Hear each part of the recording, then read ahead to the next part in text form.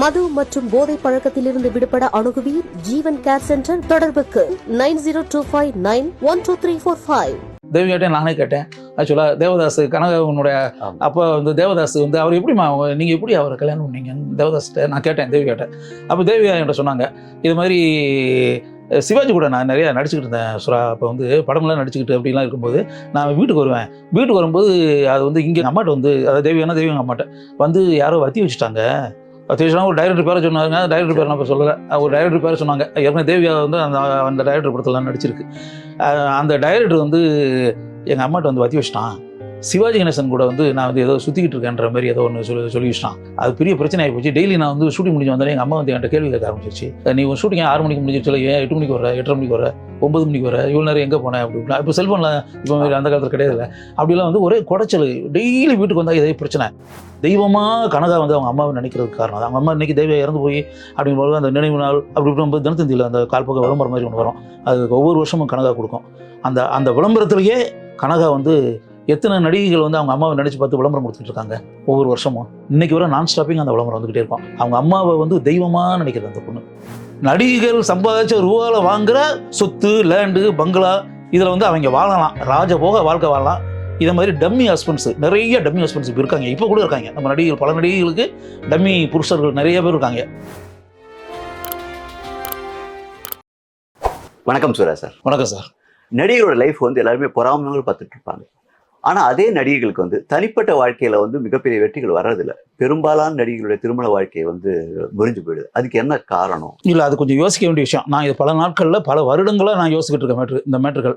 நடிகைகள் வந்து இங்கே சினிமாவில் வந்து இவ்வளோ புகழ்பெற்று அப்படியே மக்களுடைய உள்ளங்களில் வந்து ஒரு கனவு நாயகியாக வாழ்ந்துகிட்டு இருக்கக்கூடிய நடிகைகளுடைய வாழ்க்கை ஃபுல்லாகவே ஏன் சோகமாக இருக்குது? 90% ஆஃப் த நடிகைகள் வாழ்க்கை சந்தோஷமாக இல்லை அப்படின்றத அவங்க திருமண வாழ்க்கையில் கல்யாணம் ஆகிட்டு போய் அப்படி பார்த்தா அதில் ஒரு பெரிய மகிழ்ச்சி அப்படின்ற பேட்டர்னில் வந்து வெரி ரேர். இப்போ சாவித்திரி மாதிரி கூட வைக்கலாம். நிறைய பேர் சொல்லிட்டே வரலாம். சும்மா ஒரு 4-5 பேர்களை பண்ணி சொல்கிறேன். இப்போ சாவித்திரி வாழ்க்கை அப்படின்னு அதுக்கு வந்து காரணம் இவங்க எடுக்கிற முடிவு தான் காரணம். மற்றவங்களை குறை சொல்லக்கூடாது. எப்போவுமே நீங்கள் லைவ்ல மட்டும் நல்லா புரிஞ்சுக்கங்க. இப்போ நல்லது கெட்டது எதுவாக இருந்தாலும் மற்றவங்களை நம்ம குறை சொல்றதை விட நாம எடுக்கிற முடிவு தான். இப்போ நீங்களா இருக்கட்டும், நானா இருக்கட்டும், நம்மளே சந்தோஷமான ஒரு காரியத்தை பண்ணிட்டோம் அப்படின்னா நம்ம சந்தோஷமா இருக்கணும். அந்த முடிவு நம்ம எடுத்தது தான். ஒரு கவலை தரக்கூடிய ஒரு விஷயத்தில் நம்ம இதாகி போச்சுன்னா அது முடிவு நம்ம எடுத்தது தான். இன்னொருத்தர வந்து நம்ம மேலே திணிச்சாங்க அதெல்லாம் ஒன்றும் கிடையாது. அதே மாதிரி தான் இந்த நடிகர்களுடைய வாழ்க்கை. எப்படின்னா இப்போ சாவித்திரின்னு வச்சுக்கோங்க, சும்மா உதாரணம் பேருக்கு சாவித்திரி போது புகழ்பெற்ற நடிகை இருக்காங்க. மிகச்சிறந்த நடிகர் திலகம் சிவாஜி கணேசன் போய் நடிகர் திலகம் சாவித்திரி நடிச்ச படத்தெல்லாம் அப்படியே பாசமலராக இருக்கட்டும், திருவிளையாடலாக இருக்கட்டும், எந்த படமாக இருக்கட்டும் அப்படியே நீங்கள் வந்து அப்படியே லைஃப்பில் மறக்க முடியுமா? நவராத்திரியாக இருக்கட்டும், எந்த படமாக இருக்கட்டும் அப்படியே எப்படி மறக்க முடியும்? ரத்த திலகமாக இருக்கட்டும், எப்படிப்பட்ட நடிகை, அப்படிப்பட்ட நடிகை நம்ம பார்க்க முடியுமா? அப்படிப்பட்ட நடிகை இப்போ ஜெமினி கணேசன் மாதிரி ஒருத்தர் போய் ஒய்ஃப் ஆகி, ஜெமினி கணேசன் ஃபர்ஸ்ட் ஒய்ஃபா? ஜெமினி கணேசன் ஆல்ரெடி ஒரு ஒய்ஃப் இருக்குல்ல, பாப்ஜின்னு ஒரு மனைவி இருக்காங்க ஆல்ரெடி. ஏற்கனவே மனைவியாக இருக்கிற ஒரு ஆள் வந்து கூட நடிச்சாருன்னா உடனே அவருக்கு பொண்டாட்டி ஆயிரணுமா?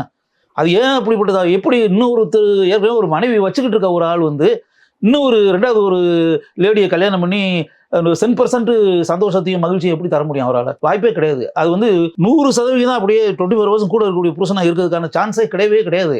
அவர் ஆல்ரெடி மேரேஜ் ஆன ஒருத்தர் கூட போய் அவரை போய் கணவன் சொல்லி போய் அப்படின்னா அந்த முடிவு வந்து ஜெமினி கணேசன் சொல்றது. ஜெமினி கணேசன் வந்து ஆசைப்பட்டுருக்கலாம், சாவித்திரி மேல் கூட ஆசைப்பட்டுருக்கலாம்.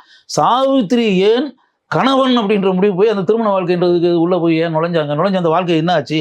ஒண்ணுமே இல்லை. பின்னாடி ஒரு ஸ்டேஜில் ஜெமினி கணேசன் அந்த சாவித்திரியை பார்க்கவே கிடையாது. இப்போ சாவித்திரியாவது வந்து 2வது திருமணம். ஆனால் தேவிகா, சுஜாதா இவங்கெல்லாம் வந்து முதல் திருமணம். சுஜாதா வந்து அவங்க வந்து ஒரு வாடகை வீட்டில் தங்கியிருக்காங்க.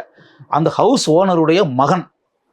இவங்க வந்து ஆரம்ப காலத்தில் அவளோட படம்லாம் நடிச்சு அப்படியே அப்கமிங் பீரியடு அந்த வீட்டில் வாடகைக்கு தங்கியிருக்காங்க. அந்த ஹவுஸ் ஓனருடைய மகன், ஹவுஸ் ஓனர் மகன் போது இவங்க நடிகை இருக்காங்க, சரி அவர் ஆசைப்பட்டுருக்கலாம். இவங்க அந்த பீரியடில் வளர்ந்து வர பீரியடில் இவங்க பார்த்த ஒரே ஆள் அவராக இருக்கலாம்.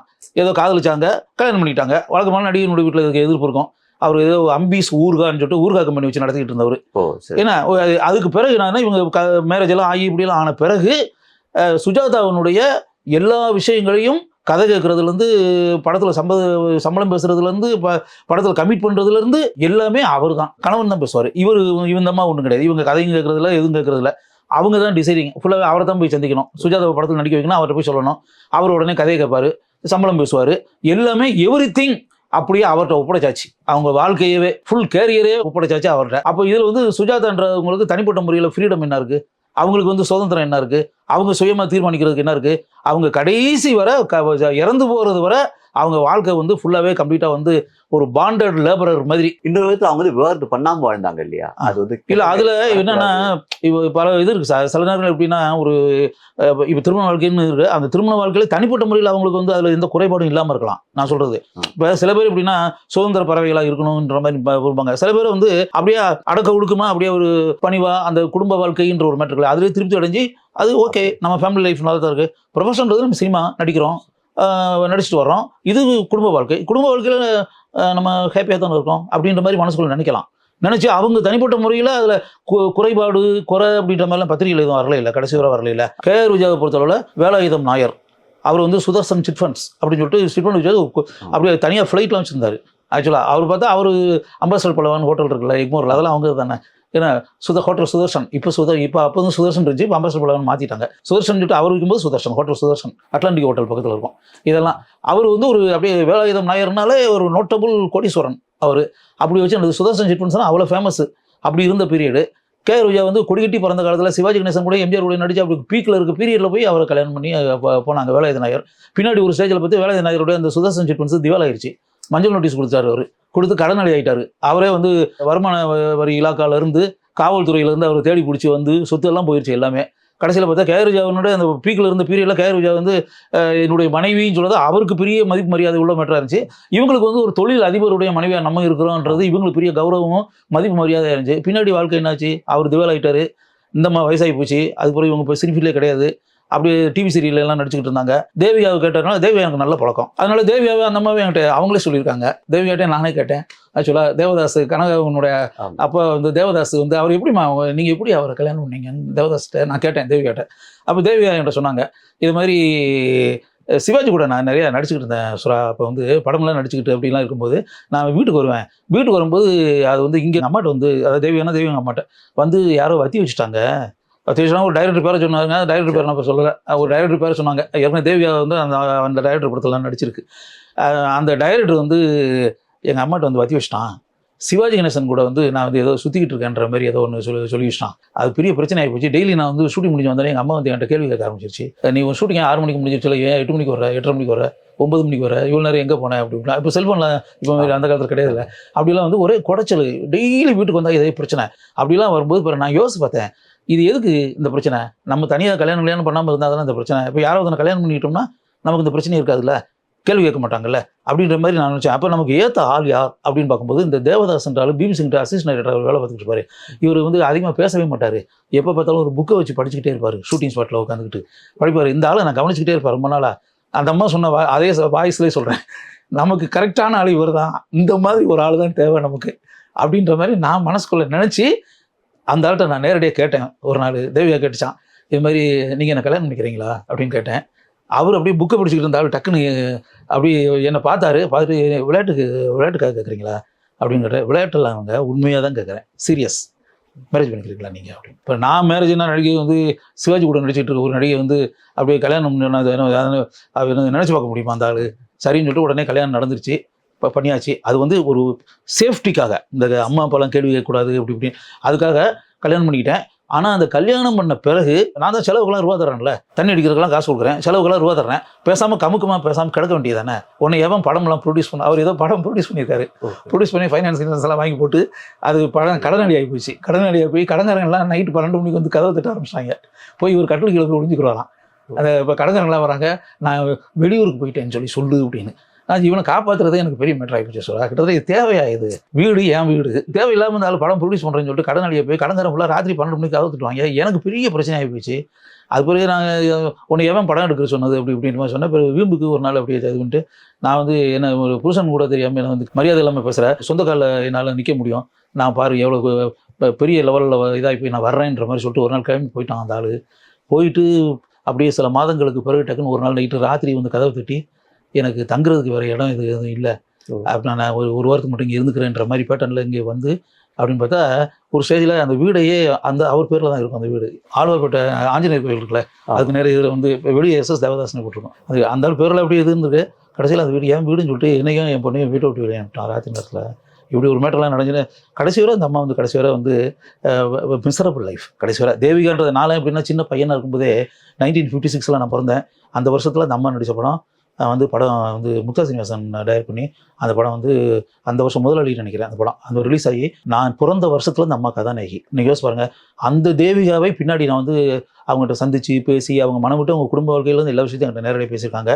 அப்படிலாம் வரும்போது இந்த விஷயங்கள்லாம் அவங்களே என்கிட்ட சொல்லுவாங்க. அவங்க வாழ்க்கையெல்லாம் ரொம்ப சாக்ரிஃபைசிங், ஒரு தியாக வாழ்க்கை. அவங்களெல்லாம் சந்தோஷமே இல்லை வாழ்க்கை. அது அவங்க பொண்ணு கனகா வரைக்கும் அது பாதிச்சு. ஆமாம், கனகா வந்து 2 வயசு இருக்கும்போது இவர் வீட்டு விட்டு ஓடிட்டாரு. அதுக்கு பிறகு அந்த 2 வயசு பொண்ணை இவங்க வந்து கஷ்டப்பட்டு வளர்த்து கரகாட்டக்காரன் படத்தெல்லாம் நடித்து இப்படிலாம் ஆகி இந்த பேர் புகழ்லாம் வாங்கின பிறகு அவர் வந்து இந்த பொண்ணை வந்து தவறான வழிகளில் வந்து என் மனைவி தவறான வழிகளை பயன்படுத்தி பணத்தை சம்பாதிக்கிறதுக்கு ட்ரை பண்ணுறாங்க, என் மகளை என்கிட்ட ஒப்படைக்கணும்னு சொல்லிட்டு இவர் நீதிமன்றத்தை அணுகி இப்படிலாம் அப்போ தான் அந்த சொன்னாங்க. யோசிச்சு பாருங்க சொல்கிறா, 2 வயசில் இருந்தாலும் வீட்டை விட்டு ஓடிட்டான். நான் வந்து இந்த பொண்ணு இன்னைக்கு வந்து 18, 16, 17 வருஷங்களுக்கு மேலே இந்த பொண்ணை வளர்த்து இவ்வளோ பெரிய ஆளாக்குனது நான். படத்துலேயே நடிக்கலை. இந்த பொண்ணு என்னைக்கு ஏதாச்சும் எனக்கு வந்து சினிமாவில் நடிக்கிறத விட்டுட்டேன். நான் நடிச்சிருந்தா இப்போ கே விஜயா சுஜாதாலேருந்து எத்தனை நடிகைகள் நான் இருக்கும்போது இந்த நடிகைலாம் பின்னாடி நடிச்சு தானே இருந்தாங்க. ஏன் நான் நடிச்சிருக்க கூடாதா? ஏன் நடிக்கலை? இந்த என் பிள்ளையை வளர்க்கணுன்ற ஒரே ஒரு காரணத்துக்காக என் வாழ்க்கையவே சாக்ரிஃபைஸ் பண்ணி முழுக்க நான் மட்டும்தான் அந்த காலத்தில் புகழ்பெற்ற நடிகையாக இருந்ததில் படத்துலேயே நடிக்காமல் போனது நான் ஒருத்தி தான். அது என் பொண்ணை வளர்க்கணுன்றக்காக என் வாழ்க்கையே தியாகம் பண்ணேன். அது ஆக்சுவலாக இவன் தியாகம் பண்ணி இந்த படத்தில் வாய்ப்பு கிடைச்சி சூப்பர் ஹிட் ஆகி இந்த கரகாட்ட ஓடின பிறகு இன்றைக்கி பாருங்கள், அதை வச்சு என் பொண்ணு சம்பாதிக்கிற ரூபா வச்சு அவன் ஆட்டை போடலான்னு ட்ரை பண்ணிட்டு வந்து நிற்கிறான் பாருங்க. அப்படின்ற மாதிரி அது யோசித்து பாருங்கள், உலகம் என்ன இப்படி இருக்குது, என்ன இப்படி இருக்காங்கன்ற மாதிரி. அதனால தான் அதை தெய்வமாக கனகா வந்து அவங்க அம்மாவை நினைக்கிறதுக்கு காரணம். அவங்க அம்மா இன்றைக்கி தெய்வம் இறந்து போய் அப்படிங்கும்போது அந்த நினைவு நாள் அப்படி இப்படி தினத்தந்தியில் அந்த கால்பக்க விளம்பரம் மாதிரி ஒன்று வரும். அது ஒவ்வொரு வருஷமும் கனகா கொடுக்கும். அந்த விளம்பரத்துலேயே கனகா வந்து எத்தனை நடிகைகள் வந்து அவங்க அம்மாவை நினச்சி பார்த்து விளம்பரம் கொடுத்துட்டு இருக்காங்க ஒவ்வொரு வருஷமும். இன்னைக்கு வர நான் ஸ்டாப்பிங் அந்த விளம்பரம் வந்துகிட்டே இருக்கும். அவங்க அம்மாவை வந்து தெய்வமாக நினைக்கிறது அந்த பொண்ணு. இப்போ அவங்களும் பிரச்சனை கொஞ்சம் சால்வ் ஆகிடுச்சு, பேசி தீர்த்துட்டாங்க அப்படின்னா? இல்லை, அது எப்படின்னு தெரியல சார். அந்த லைஃப் வந்து எப்படின்னு தெரியல. ஏன்னா கனகா எனக்கு நல்ல பழக்கம். அது அடுத்து மட்டும் அப்போ இப்போ இந்த அவங்க மேலே இறந்து போய் எப்படி ஆன பிறகு அது பிறகு இந்த கடந்த எத்தனையோ வருஷங்களை சந்திக்கிறதுக்கான வாய்ப்புகள்லாம் இல்லை. அவங்க அம்மா உயிரோடு இருக்கும்போது கனகாவை நான் பல தடவை பார்த்துருக்கேன். கனகாவை இன்னும் சொல்ல போனால் அந்த பேர் நான் வாப்போன்னு கூட பேசுவேன், சொல்லி அந்த வாடா போடான்னு கூட பேசுவேன். அந்த அளவுக்கு நல்லா பேச கரகாட்டக்காரங்களாம் பிறகு நான் சொன்னது தங்கமான ராசான்னு ஒரு படம்லாம் ராமராஜன் கூட நடிச்சு அந்த படத்துக்கு நான் பியர்வோ அதில் கனகா தான் நடிச்சு. அப்புறம் தாலி கட்டிய ராசான்னு ஒரு படம் நான் பியர்வோ பண்ணேன், முரளி கூட நடிச்சு. அப்புறம் முதலாளி அம்மான்னு ஒரு படம் விசி கோநாதன் டைரக்ட் பண்ணார். அதில் பானுச்சந்தரும் கனகா தான். இது கனகா நடிச்ச பல படங்களுக்கு நான் பியர்வோ பண்ணியிருக்கேன். அப்போல்லாம் தேவியா ஷூட்டிங் ஸ்பாட்டுக்கு வரும், தேவியா கூட எல்லாம் பேசுவேன். இதெல்லாம் அடுத்த மேட்ரு. ஆனால் எதுக்காக சொல்கிறேன்னா, இந்த நடிகைகளுடைய வாழ்க்கை இப்போ நீங்கள் வந்து இந்த இடத்துல இப்போ நம்ம பேசிக்கிட்டு இருக்கிறதுக்குள்ளேயே பார்த்தீங்கன்னா இதில் இப்போ ஹேமமாலினி இருக்காங்க, இதுக்கு போய் தர்மேந்திராவை கல்யாணம் பண்ணி அப்படி இப்படின்ற ஒரு மேட்ரு.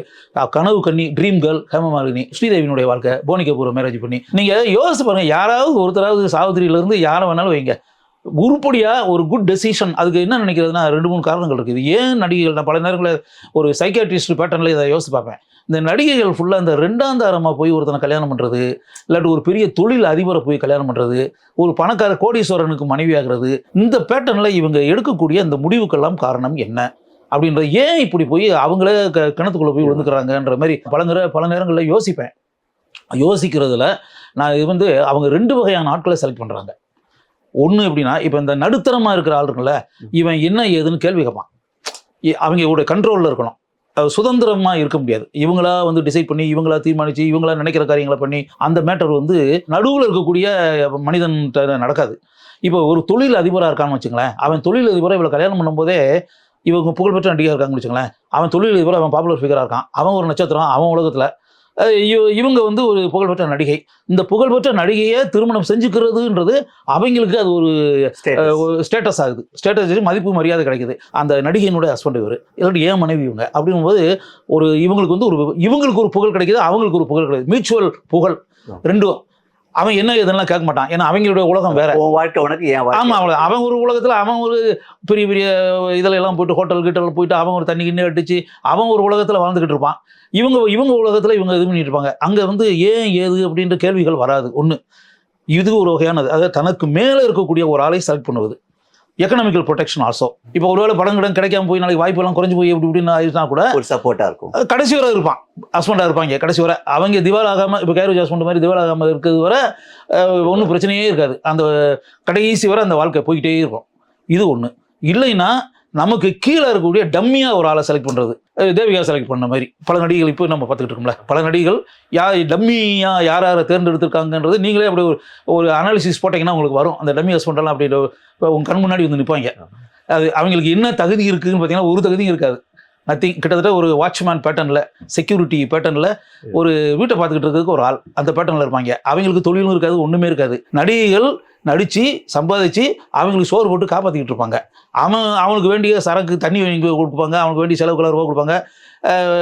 பொது ஃபங்க்ஷனுக்கு போகும்போது நல்ல ட்ரெஸ்ஸு போட்டுக்கிட்டு போகலாம், அவங்க கூட போய்க்கலாம். ஆனால் எதுவுமே அவன் கையில் இருந்து சம்பாதிச்ச இது கிடையாது. நடிகைகள் சம்பாதிச்ச ரூபாவில் வாங்குகிற சொத்து, லேண்டு, பங்களா, இதில் வந்து அவங்க வாழலாம், ராஜபோக வாழ்க்கை வாழலாம். இதை மாதிரி டம்மி ஹஸ்பண்ட்ஸு, நிறைய டம்மி ஹஸ்பண்ட்ஸ் இப்போ இருக்காங்க, இப்போ கூட இருக்காங்க. நம்ம நடிகைகள், பல நடிகைகளுக்கு டம்மி புருஷர்கள் நிறைய பேர் இருக்காங்க. அவங்க பொண்ணு போய் விவசாயம் சம்பாதிச்சிக்கவே மாட்டாங்க. பார்த்தா இவங்க சோறு போட்டுக்கிட்டு இருப்பாங்க, இது பண்ணியிருப்பாங்க. ஒரு லேபிளுக்காக மட்டும் இவங்க இருப்பாங்க. அவங்களுக்கு ஒரு லேபிள் இருந்தால் போதும்னு அவங்க என்ன. ஆனால் ஏதோ ஒரு கட்டத்தில் அது லைஃப் வந்து டேர்ன் ஆகிடுது, அதை எடுத்த முடிவு தப்பாயிடுது. ஒரு இல்லை, அவங்க அதை யோசிக்கிறது இல்லை. இப்போ எப்படின்னா நீங்கள் வந்து இந்த 2 வகையான மேட்ரு இருப்பாங்க. அவங்கள பொறுத்தளவில் நீங்கள் அந்த தனக்கு மேலே இருக்கக்கூடிய ஆள்கிட்ட போகிறாங்களா, அந்த லைஃப்பில் வந்து அவங்கள பொறுத்தல அவங்க ஹாப்பியாக தான் இருக்காங்க. அதில் வந்து பெரிய குறையெல்லாம் ஒன்றும் கிடையாது. ஏன்னா அவங்க டிசைட் பண்ணுறதானே. அதேமாதிரி இந்த டம்மி ஹஸ்பண்டுகளை தேர்ந்தெடுக்கிறதுன்ற ஒரு மேட்டர் இருக்குல்ல, அதில் அவங்க ஹாப்பியான அவங்களுக்கு யாரும் கேள்வி கேட்கறது இல்லை. அவங்க வந்து கிட்டத்தட்ட பார்த்தீங்கன்னா நீங்கள் வந்து அவங்க சுதந்திரமாக எது வேணாலும் அதுக்காக வந்து இல்லை, நல்ல காரியம் கெட்ட காரியம் எது இருந்தாலும் சரி, இப்போ இண்டிவிஜுவலாக ஃப்ரீடம் இருக்குது, ஃபுல் ஃப்ரீடம். அதே நேரத்தில் சினிமாலே காதல் திருமணம் செஞ்சுக்கிறாங்க இல்லையா, ஹீரோ ஹீரோயின். அவங்க லைஃப் ரொம்ப சக்ஸஸ்ஃபுல்லாக இருந்தது இல்லையா, நிறைய பேர். இல்லை, அது ஒரு ரேர் தான். பிரகாஷ் ராஜ் அவருடைய இல்லை, அது வரலையே, சரியா வரலையே. இவர் லலிதகுமாரியே வச்சுங்க. பிரகாஷ் ராஜ் எனக்கு நல்ல பழக்கம், என்னோட நண்பர் பிரகாஷ் ராஜ். இன்னும் சொல்ல போனால் ஆசை படத்தில் அவர் நடிக்கும் போதுலேருந்து, டூயட் படத்தை இது பண்ணி ஆசை படத்தில் நடிச்சுட்டு இருக்க பீரியட்லேருந்தே எனக்கு நல்ல பழக்கம். அவர் என்னை பார்க்க வரும்போது அவர் ஆரம்ப காலத்தில் நான் பிஆர்ஓ இருந்தேன். என்னை தேடி வந்து இப்போ எனக்கு நீங்கள் பிஆர்ஓ இருக்கணும்னு சொல்லிட்டு அவர் தேடி வந்தார். ஆக்சுவலாக ஏன்னா நெப்போலியன் பிரகாஷ் இவர் ரகுவரன் எல்லாருமே நான் பிஆர்ஓ இருந்ததுனால என்னை தேடி வந்தார். தேடி வந்து இது பண்ணும்போது அவர் மாருதி 800 இருந்துச்சு. அந்த மாருதி 800 வந்து எது வந்தீங்கன்னா காரில் தான் வந்தேன் அப்படின் போது டக்குன்னு பார்த்தா லலிதகுமாரி உள்ள உட்காந்துருச்சு. லலிதகுமாரி அறிமுகப்படுத்தினேன். ஓ அப்படியா, இவங்க ஹஸ்பண்டா நீங்கள், உங்கள் ஒய்ஃபா? எனக்கு அப்போ தான் தெரியும், ஒரு லலிதகுமாரி மேரேஜ் பண்ணது பிரகாஷ் ராஜியா அப்படின்றது தெரியும். அப்போ இருந்தே எனக்கு பழக்கம். சரி ரைட்டு. அப்படி இருந்து அப்புறம் பின்னாடி பார்த்தா அந்த வாழ்க்கை இல்லையே, சரியாக வரலையே, வராமல் போய் அப்படியே கட்டாகி போய் அப்புறம் கடைசியில் போய் அவங்க டான்ஸ் மாஸ்டர் போய் கல்யாணம் பண்ணி அந்த வாழ்க்கையை அப்படியே இதாக திசை மாதிரி அப்படியே போயிருச்சுல. சரி, ரகுவரன் ரோஹிணி, ரகுவரனே நல்ல பழக்கம், ரோஹிணியும் நல்ல பழக்கம். ஏன் அந்த திருமண வாழ்க்கை வந்து ஏன் நினைச்சு? ரேவதி சுரேஷ் மேனன். ஆக்சுவலாக இந்த பேட்டா டாப்பிக்கே இன்னொரு தனியாக பேசுகிற அளவுக்கு இருக்கக்கூடிய டாபிக். ஏதாவது இன்னொரு கூட எனக்கு தெரிஞ்சு பேசுகிறாங்க. தனியாக பேசக்கூடிய அளவுக்கு இருக்கக்கூடிய ஒரு ஆழமான டாபிக் இது. என்ன மேட்டர்னா, இதில் ஒரு இதுதான் சார் எனக்கு தெரிஞ்சு இந்த 2 வகையான இதில் இருக்குல்ல, அவங்க லைஃப் நல்லா இருக்கு எனக்கு தெரிஞ்சு. இந்த மேலே இருந்து அப்படின்னு இருக்கு பாருங்க, இருந்து அதே மாதிரி கீழே வந்து தனக்கு கீழே அப்படின்னா, அதாவது அது லைஃப். ஆமா, அது சமமாக பிரச்சனை. அப்படி சமமாக இருக்கும்போது பிரச்சனை இருக்கு அப்படி. ஆமாம், ஆனால் சமமாக இருக்கிற இது வந்து அனைவா வெரி ரேர். எனக்கு தெரிஞ்ச நடிகர்கள் அப்படி ஒரு லென்ஸ் வச்சு தேடுற லெவலில் தான் இருக்கும். அந்த சமமாக இருந்து அப்படியே கல்யாணம் பண்ணி கடைசி வர அப்படின்ற பேட்டர்ன் இருக்கு பாருங்க, அது வெரி ரேர். அந்த நீங்கள் எக்கனாமிக்கல் ப்ரொடக்ஷன் அந்த மேலே இருக்கக்கூடிய மட்டும் இருப்பாங்க, அந்த நடிகர்களுடைய வாழ்க்கை ஃபுல்லாகவே அனைவா எந்த குறைபாடும் இல்லாத அளவுக்கு அப்படியே போயிடும்.